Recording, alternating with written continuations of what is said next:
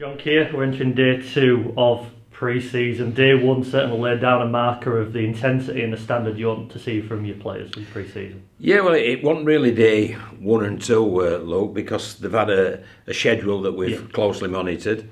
They've had testing and medical screening prior to this, and obviously they had the kit given out. So all the scruffy little bits that makes the first week back a little untidy were eliminated, so we could come back all in our best new Bulls kit, Bulls 2022 kit, and we could come back and really rip in. And the first day was absolutely phenomenal. So really pleased how we've done it, and really pleased with how the players have responded and the sense of they've taken responsibility and been accountable for what they've done away from the club, and they've come back in good shape. And yeah, very, very happy indeed yesterday. Good to see some of the new faces coming in and, you know, tipping up the younger lads, integrating themselves into the group. They certainly threw themselves in, you know, in at the deep end. Yeah, well, that was one thing we said. We said that if we've got this, well, they've had slightly longer away from the club, you know, and given more self-responsibility, that when they came back, they weren't going to go paddling in the water, they were going to go diving in the deep end. And that's exactly what they did. And fair dues to them, that the players responded in the manner that we'd hoped and expected them to respond in. Your backroom staff's now complete. You've got 2 new additions to the strength and conditioning team. What can you tell us about Kane Daniels and Joel Fulford? Yeah, I'm absolutely delighted with the recruitment of Kane and Joel. Their attention to detail and planning has been absolutely first class. You know, we've been through to the nth degree what we want to achieve in this off-season from a conditioning perspective, and I think the players are buying into it. It's certainly very, very tough and very difficult, and if they do it correctly, their bodies will adapt, and we will see a very, very fit and able team that take to the field in week 1. From speaking to them both, they mentioned a priority on making sure that players are fitter for longer, and in the last 10-15 minutes of halves that they can still compete. Was that an area of focus? It was, yes. I mean, what we did in our own review as a team, we looked at where we conceded tries from, how we conceded tries, and what sort of quarter of the game. And we've identified some areas of weaknesses, and obviously part of that is to build up our resilience, our ability to do second efforts, and our ability to be comfortable when we're uncomfortable. And that sounds a little stupid, but what I mean by that is, if you're to defend a second set on your own line, it's uncomfortable, but we've got to get comfortable and able to do that physically.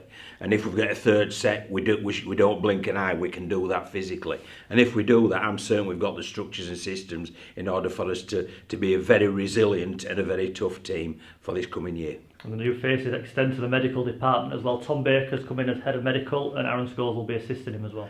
Yeah, and we're 2 very experienced people. Aaron's returned to the club. He's a Bradford lad, he loves Bradford. And he's had experience in elite sport. So, you know, he's an experienced physio as well with his own practice. So they again will add something, I feel, further. We've got a big squad, you know, what we've done, we've said first and reserve teams, we're not training them separately, we're training as a whole. So if somebody does come up from reserves to first team, they know exactly what's expected of them. So it means it's a very big group, and that's why we need the medical staff and the conditioning staff that we've got. And I think that both medical and conditioning staff are absolutely first class, and I'm expecting us to see a really fit, well-conditioned team that hopefully has a good run with regards to injuries for this coming season.